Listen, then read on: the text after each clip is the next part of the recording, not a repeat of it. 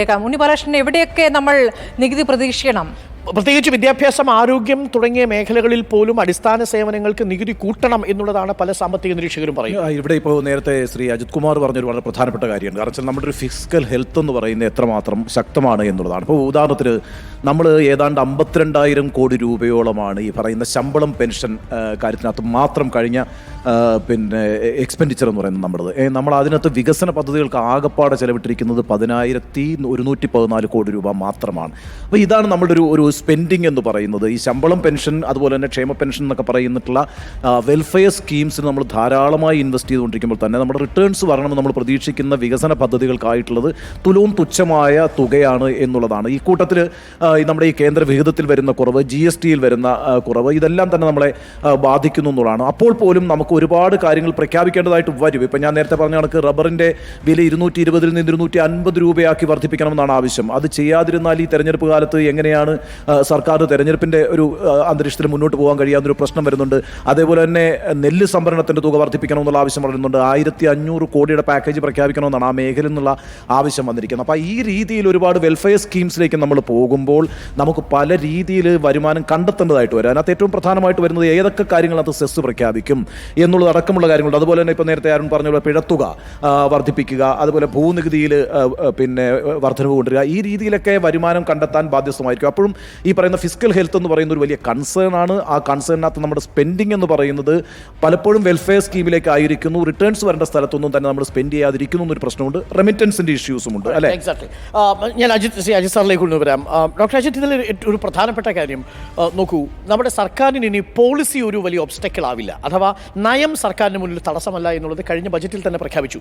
സ്വകാര്യ സർവകലാശാലകൾ എന്ന് ബജറ്റിൽ വിദേശ സ്വകാര്യ സർവകലാശാലകൾ എന്ന് പ്രഖ്യാപിച്ചത് പിന്നീട് മാറ്റി സ്വകാര്യ സർവകലാശാലയാക്കി. CPIയുടെ എതിർപ്പുള്ളത് കൊണ്ട് തൽക്കാലം അത് ബില്ലായിട്ട് വന്നിട്ടില്ല. പക്ഷേ ഇപ്പോഴും അത് പൈപ്പ് ലൈനിലാണ്.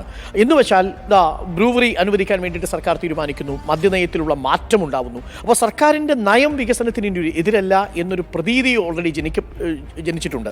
ഈ സാഹചര്യത്തിൽ കാണാതിരുന്ന ചില മേഖലകളിൽ കൂടി തനത് നികുതി വരുമാനത്തിലുള്ള വർധനവുണ്ടാക്കുക, ഇന്നോവേറ്റീവ് ആവുക എന്നതായിരിക്കും ഒരു പ്രധാനപ്പെട്ട വെല്ലുവിളി.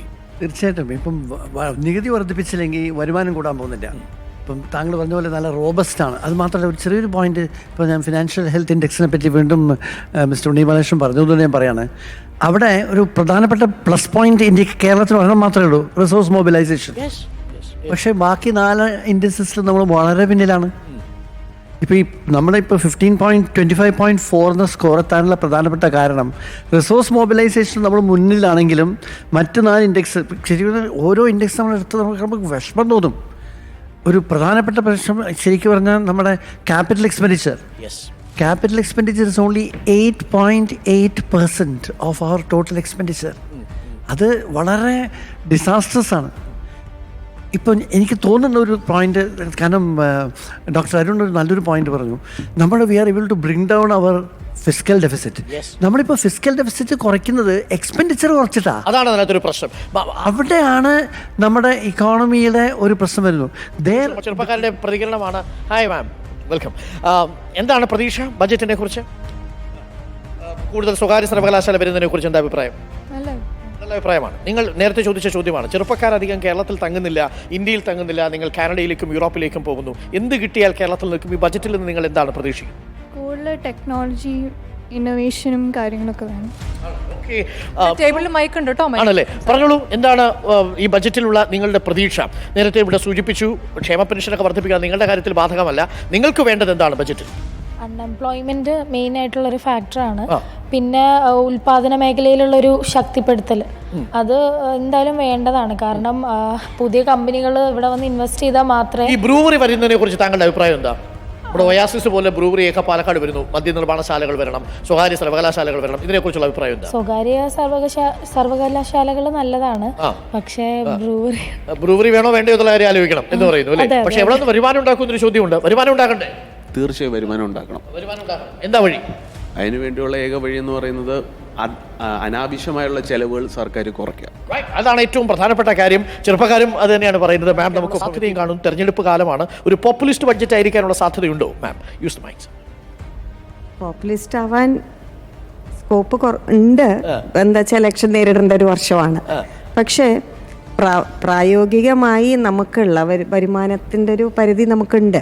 അതെ. അപ്പോൾ തീർച്ചയായും പക്ഷെ ഗവൺമെൻറ്റിൻ്റെ ഒരു പ്ലാൻ അനുസരിച്ച് ഒരു ഹ്യൂമൻ ക്യാപിറ്റലിൽ, അതായത് നോളജ് ഇക്കോണമിയിൽ ഊന്നൽ കൊടുക്കുന്ന ബഡ്ജറ്റായിരിക്കും എന്നാണ് പ്രതീക്ഷിക്കുന്നത്. ശ്രദ്ധിച്ചിട്ടുണ്ടോയെന്ന് അറിയില്ല, കഴിഞ്ഞ 2 വർഷമായിട്ട് പുതിയൊരു ബഡ്ജറ്റ് 2 വർഷമായിട്ട് ഇറങ്ങുന്നുണ്ട്.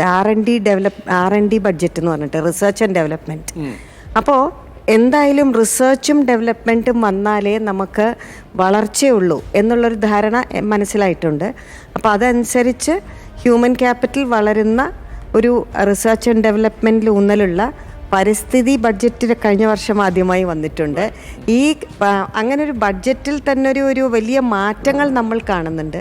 അപ്പോൾ ഇതിനൊക്കെ ഊന്നലുള്ളതായിരിക്കും. ശരി, നമുക്ക് ദൃശ്യങ്ങൾ